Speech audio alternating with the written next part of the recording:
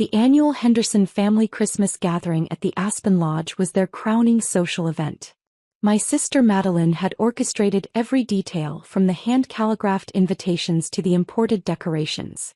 I smoothed my simple black sweater, watching the scene unfold through the lodge's vast windows. My family hadn't spotted me yet, standing in the shadows of the grand lobby. "Did you hear from Emily?" Aunt Sarah asked Mom, who was arranging crystal champagne flutes. "Oh," Mom waved dismissively, "she won't be joining us. All the luxury hotels are fully booked." She smiled, clearly pleased. "We told her months ago to reserve rooms, but she was too busy with her, what does she call it? Hospitality consulting." If they only knew that hospitality consulting meant building elite hotels, the world's most exclusive luxury chain. 5 years of careful acquisition and development, all under shell companies to hide my identity as owner and CEO. "Poor Emily," Madeline simpered, adjusting her designer scarf. "Still playing hotelier while we enjoy the best suite at Aspen Lodge." My phone buzzed. A message from my COO. "Acquisition of Aspen Lodge complete. Transfer of ownership finalizes at midnight." She could have been part of this, Dad sighed, sipping his scotch. If she'd just joined the family real estate business instead of chasing pipe dreams. I checked my watch. In exactly 3 minutes, Elite Hotels would announce its acquisition of the lodge, along with 20 other premium properties worldwide. "At least she's employed," Mom sniffed. "Though managing budget hotels is hardly a career.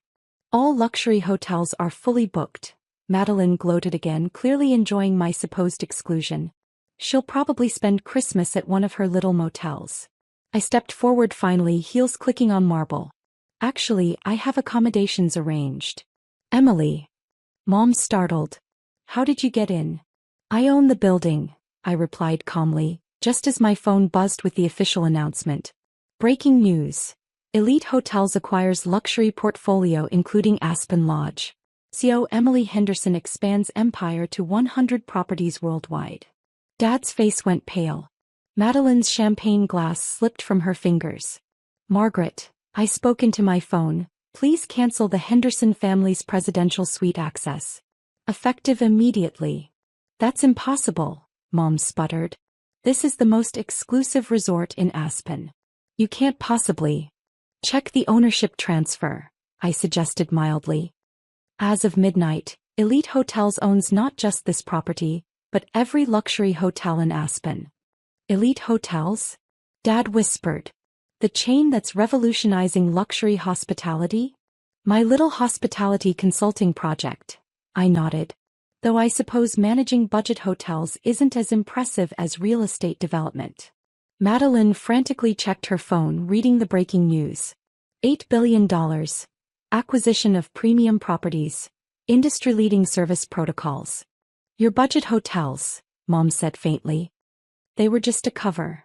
"A very profitable cover," I confirmed. "While you were mocking my career choice, I was building the most successful luxury hotel chain in the world." The lobby screens flickered with the news, showing Elite Hotels properties across the globe, each one more luxurious than the last.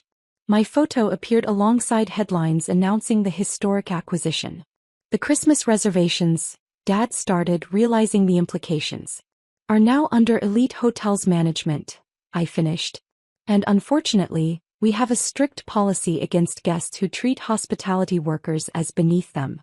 My phone rang, the mayor of Aspen, probably calling about the town's largest property transfer in history. I let it go to voicemail. "Ms. Henderson?" My assistant approached. "The international press is waiting for your statement about the acquisition." "The suite," Madeline said desperately. "All our Christmas plans should have included basic respect for people in hospitality," I replied. "Funny how that works out." Through the lobby windows I could see news vans arriving. The story of Elite Hotels' expansion was breaking worldwide. "But where will we stay?" Mom asked, her voice small. "Everything else is booked. There's a lovely budget motel on the outskirts of town," I smiled slightly. "Since that's more what did you call it? My level?" Dad stepped forward, his real estate developer confidence shattered. "Princess, we didn't know."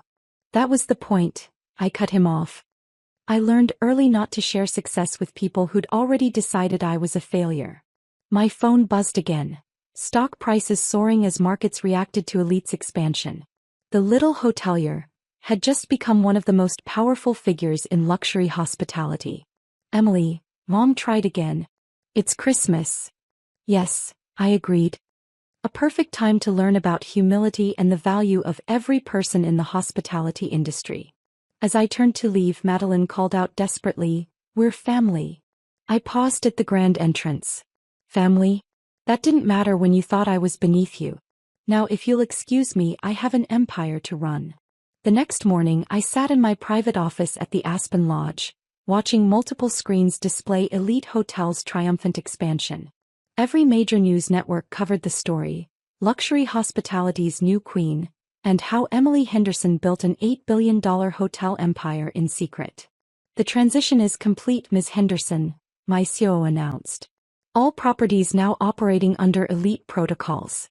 And, she smiled slightly, your family spent the night at the Mountain View Motel. I glanced at the security feed showing my family trudging through snow from the budget motel, the only accommodation available during peak season. Madeline's designer luggage looked particularly out of place in the modest surroundings. There in the lobby, my assistant informed me through the intercom.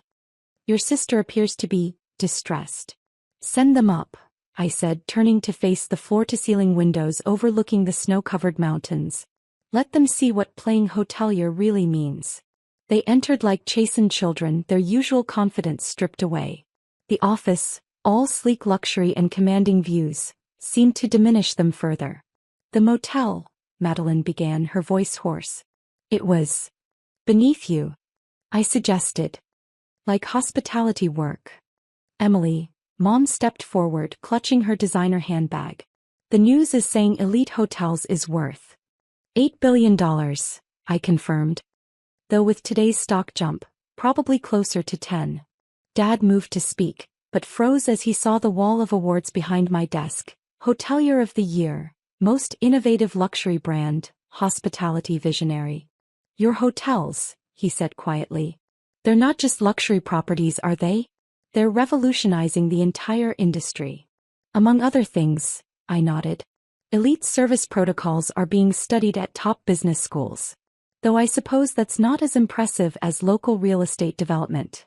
My phone buzzed continuously, congratulations from world leaders, investment offers, acquisition proposals. The hospitality world had woken up to find a new queen. The Christmas gala, Madeline said suddenly. All the society people coming. We'll need to find other accommodations, I finished. Elite Hotels has rather strict standards about guest behavior. Mockery of service staff is an automatic blacklist offense. Mom sank into a guest chair. But the planning committee, my charity board, they're all coming to Aspen. They were coming to my hotel, I corrected. And now they're not welcome. Actions have consequences. Through the windows, more guests arrived in luxury vehicles, Elite's signature service making even jaded travelers feel like royalty. Ms. Henderson?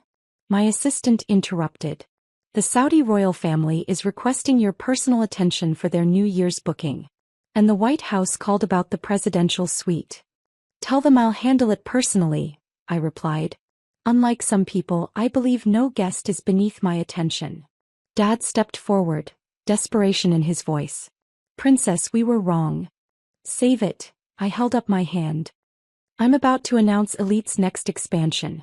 10 more properties, including that resort in Maui you tried to buy last year. Madeline's head snapped up. The one that wouldn't sell to us. Because I already owned it, I smiled slightly. Through one of my budget hotel companies. The screens showed Elite stock continuing to soar as markets digested our expansion news. The little hotelier had become hospitality's biggest success story. The service standards, Mom said suddenly. The way your staff treats every guest like royalty. Because they are professionals who deserve respect, I emphasized. Every housekeeper, every valet, every front desk clerk. The people you thought were beneath you? They're the heart of my success. My phone rang, another royal family seeking accommodations. Elite had become the only acceptable choice for the world's most discerning travelers. What do you want? Madeline asked quietly. Name your price to restore our reservations. I laughed, the sound echoing off marble walls. I'm worth $10 billion. There is no price. Then why? She pressed. Revenge. Education, I corrected. About respect, dignity, and the value of every person in hospitality. Consider this your crash course. The lobby screens showed more guests arriving, each receiving Elite's legendary welcome. Meanwhile, my family stood in borrowed clothes, their designer luggage stored in a budget motel. You should go, I said finally. I have an empire to run. The Mountain View Motel has a lovely continental breakfast, I hear. Quite a change from your usual caviar and champagne. As security prepared to escort them out, I called after them. Oh, and Madeline? The next time you mock someone in hospitality, remember, they might just own the building. 3 months later, I stood in Elite Hotel's flagship New York property, watching the sunset paint golden streaks across Manhattan's skyline. Forbes magazine's latest cover sat on my desk. The Hospitality Revolution. How Emily Henderson built a $15 billion empire on respect. The first quarter results, Ms. Henderson, my CFO announced, displaying holographic projections. Revenue up 200% since the expansion. Our service satisfaction scores are unprecedented. Through the windows I could see guests arriving, world leaders, celebrities, royalty, all drawn by Elite's reputation for unparalleled service and respect. Ms. Henderson? My assistant's voice came through. Your family is here. They've completed the training program. I checked the security feed. They looked different now, humbled. Madeline wore a simple black suit instead of her designer labels. After experiencing life on the other side of hospitality, they'd all changed. The training program had been my condition for even considering their return to Elite properties. 30 days working every position in a hotel. Housekeeping, front desk, kitchen staff, valet parking. Send them up, I said, turning to face the city lights. Let's see what they learned. They entered quietly, nothing like their former entitled selves. Mom's perfectly manicured hands showed signs of honest work. Dad's designer shoes were replaced with comfortable service industry standard. The housekeeper on the 4th floor, Madeline spoke first, her voice soft. Maria. She has 3 children and works 2 jobs. I used to snap my fingers at people like her.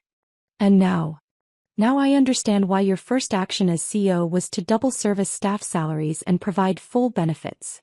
I nodded, remembering the industry's shock when Elite Hotels announced its revolutionary employee policies. The training, Dad said quietly. It was enlightening. Amazing what happens when you walk in someone else's shoes, I replied. Or in this case, someone else's uniform. Mom stepped forward, tears in her eyes. The guests I checked in. The way some of them looked at me like I was nothing. Like you used to look at hotel staff? I suggested mildly. They flinched collectively. The hospitality industry, I continued, moving to the window, isn't about luxury suites or champagne service. It's about human dignity. Every guest, every employee, every interaction matters. My phone buzzed with another update. Elite's employee satisfaction scores had set new industry records. Turnover was near zero, unheard of in hospitality. Your service protocols, Madeline said. They're not just about luxury, are they? They're about respect. Respect goes both ways, I confirmed. Elite Hotel succeeds because we value everyone, from the CEO to the newest trainee. We understand now, Dad whispered. I turned to face them fully. Do you? Understanding isn't just about walking in someone's shoes for a month. It's about permanent change. The foundation you're starting, Mom ventured, the one for hospitality education, will provide full scholarships for service industry workers and their children, I nodded. Because everyone deserves a chance to rise. I want to help, Madeline said suddenly. Not in management or ownership, but really help. Maybe guest relations? Starting at the bottom. I studied her carefully. The entitled socialite was gone, replaced by someone who'd learned valuable lessons. Entry-level position, I said finally. No special treatment. You'll work every holiday including Christmas. Still interested? Yes, she said firmly. I need to make amends. Not just to you but to every service worker I ever disrespected. And us? Mom asked softly. The employee cafeteria serves Sunday brunch, I replied. Join me there. Not in the executive dining room. We eat where our staff eats. They nodded, understanding the ongoing lesson. But first, I added, there's someone you should meet. I led them to the lobby where an elderly housekeeper worked. Someone who'd been with me since my first hotel. This is Rosa, I introduced them. When every bank rejected my business plan, she invested her life savings in my first property. She believed in respect-based hospitality before it was profitable. Rosa smiled warmly. Miss Henderson showed me that good business and good hearts can go together. My family watched in silence as guests greeted Rosa by name, many stopping to chat with the woman they'd come to know and respect. I have to go, I gathered my materials. The World Economic Forum wants to discuss our employment model. Rosa, keep showing them what true hospitality looks like. As I reached the door, Madeline called out, Emily? Thank you. Not just for the lesson but for the chance to be better. I paused, looking back at my family, at Rosa, at the empire we'd built on a foundation of respect. The Sterling Club was the kind of restaurant where reservations required 3 months' notice and a member referral. Crystal chandeliers, leather booths, waiters in white gloves, and a wine list thicker than most novels. My parents loved it here. It screamed old money, prestige, exclusivity, everything they valued. Tonight was their 30th wedding anniversary. Just family. Me, my sister Vanessa, and our parents. Intimate and elegant, exactly how Mom wanted it. I arrived exactly on time, 7 p.m.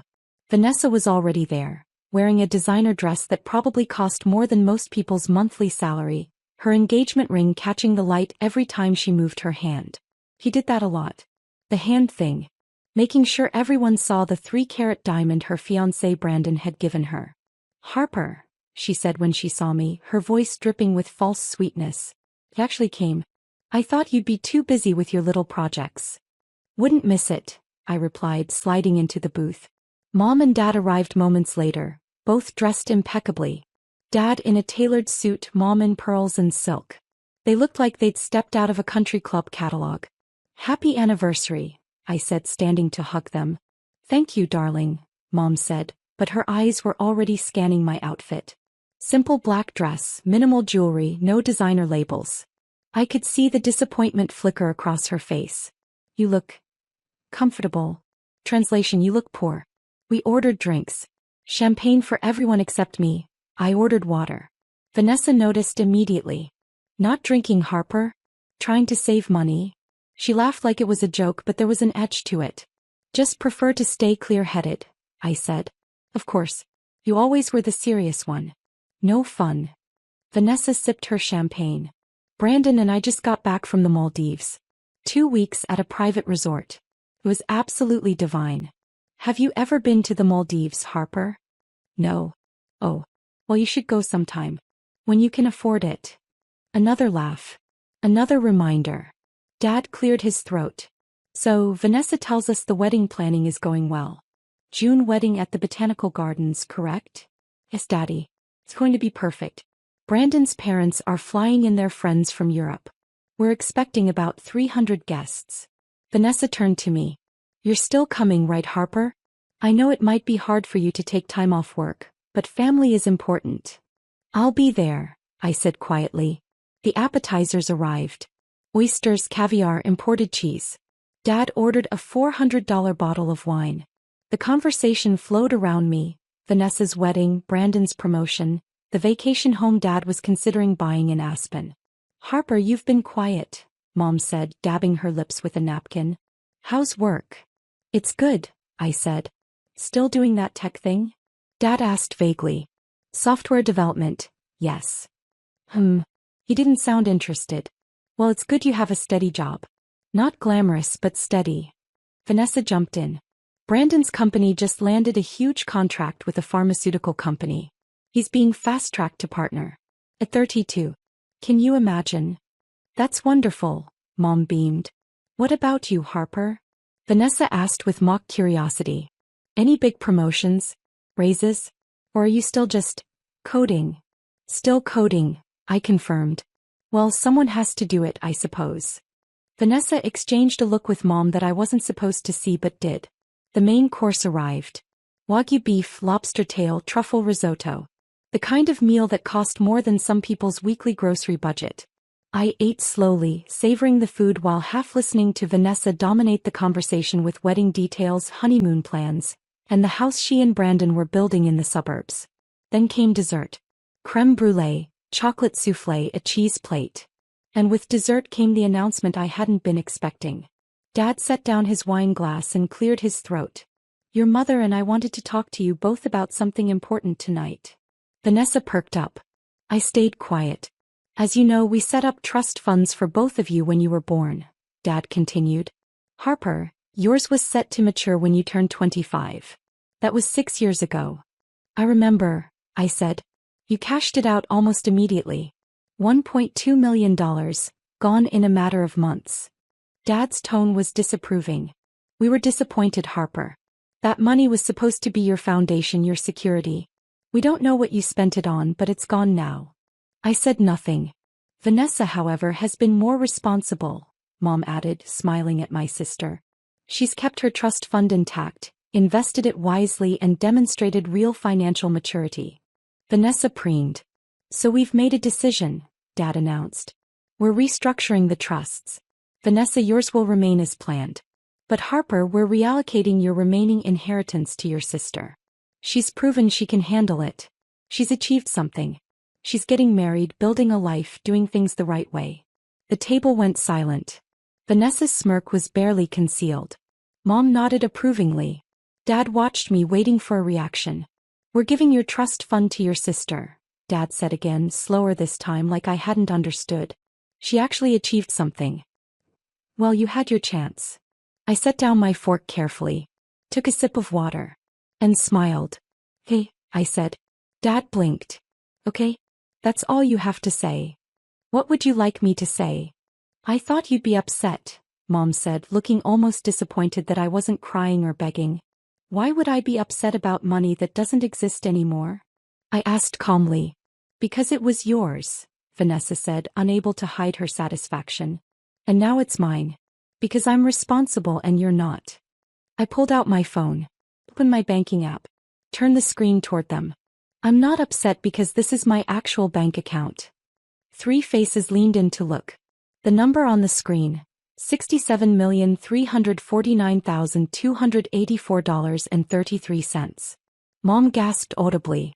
That's 67 million? Give or take a few $100,000, I said.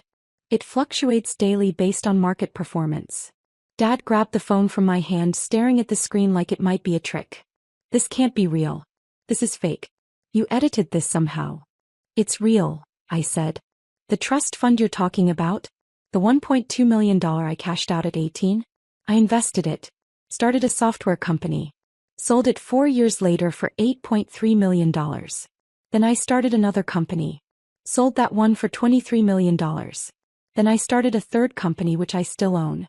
It's currently valued at $94 million and I hold 62% of the shares.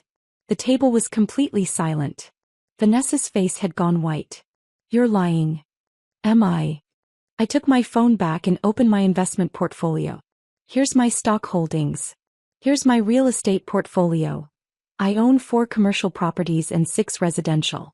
Here's my business valuation from last quarter. Would you like to see my tax returns? I paid $8.2 million in taxes last year. Why didn't you tell us? Mom whispered, her hand at her throat. I tried, I said simply. Multiple times. 4 years ago when I sold my first company, I invited you to dinner to celebrate. Dad, you said you were busy with a golf tournament. Mom, you said you had a charity luncheon. Vanessa, you said you had plans with Brandon. That's not, Vanessa started. 3 years ago when I started my second company, I invited you to the launch party. None of you came. Dad said it was nice that I had a hobby. Mom asked when I was going to get a real job. Vanessa told her friends I worked in IT support. Dad's face was red now. You should have insisted. Made us listen. I did, I said calmly. I sent you all quarterly updates about my companies. Financial reports. Growth projections. None of you ever responded. Not once. So I stopped trying. This is insane, Vanessa said, her voice rising. If you're so rich, why do you dress like that? Why do you live in that tiny apartment? Why don't you have a nice car? I dress comfortably because I work from home most days. I live in a 1,200 square foot apartment because I don't need more space and it's in a great location. I drive a hybrid because it's fuel efficient and reliable. I paused. I don't need to perform wealth, Vanessa. I actually have it. Mom was crying now, mascara starting to run. Harper, honey, we didn't know. You have to understand, we had no idea. You had no idea because you never asked, I said. Every conversation was about Vanessa's accomplishments. Vanessa's wedding. Vanessa's life. I was just the other daughter. The disappointing one who cashed out her trust fund and probably wasted it on something frivolous. What did you want us to think? Dad demanded. You took $1.2 million and disappeared with it. I invested it, I said firmly. And I tripled it within 6 years. Then I turned that into tens of millions. I built 3 successful companies. I employ 87 people. I pay their healthcare, their retirement, their salaries. I've created something real and sustainable. But none of that mattered to you because I didn't do it the way you expected. Vanessa found her voice again, sharp and defensive. So what, you're just going to sit there and make us feel bad? Rub your money in our faces. No, I said. I'm going to tell you something you need to hear. That trust fund you're giving to Vanessa? The one you think I wasted? I stopped caring about it the moment I realized I could build something bigger on my own. I don't need your money. I never did. I just needed you to see me. We do see you, Mom said desperately. No, you don't. You see what I'm showing you right now because it's undeniable. But you've never seen me. You've never asked about my work, my goals, my life. You decided I was the unsuccessful daughter and never questioned it. Dad leaned back in the booth, looking 10 years older suddenly. I don't know what to say. There's nothing to say, Dad. You made your decision. Give Vanessa my trust fund. He's welcome to it. I have everything I need. I picked up my water glass. But there's something else you should know. They all stared at me. That trust fund you're reallocating? The one still in the family accounts. I've been managing your entire investment portfolio for the last 3 years. Mom's eyes went wide. What? Remember when you said your financial advisor retired and the firm assigned you a new one? That was me. Well, my company. Baker Financial Management. I bought the firm 2 years ago specifically because they managed your accounts. I wanted to make sure you were taken care of. You've been managing our money? Dad's voice was hoarse. Yes. Your retirement accounts, your investments, everything. The returns you've seen over the last 3 years? That was my strategy. Your portfolio value has increased by 47% since I took over. You're about to retire very comfortably because of investments I made on your behalf. Vanessa looked like she might be sick. Why would you do that? Because regardless of how you see me, you're still my family, I said. I wanted to make sure you were secure. That Mom and Dad could retire without worry. That their money worked for them. Harper. Mom reached for my hand, but I pulled back gently. I need you to understand something, I said. I don't need your approval anymore. I don't need your validation. I built my success without your support and I'll continue to build it regardless of whether you ever acknowledge it. But I wanted you to know on your anniversary that the daughter you dismissed has been taking care of you this whole time. I stood up, pulling my coat from the back of the booth. Where are you going? Dad asked. Home. I have a board meeting in the morning. We're finalizing a merger that's going to expand my company into 3 new markets. I placed my napkin on the table. Dinner was lovely. Happy anniversary. Harper, please, Mom begged. We need to talk about this. We need to. No, we don't, I said gently.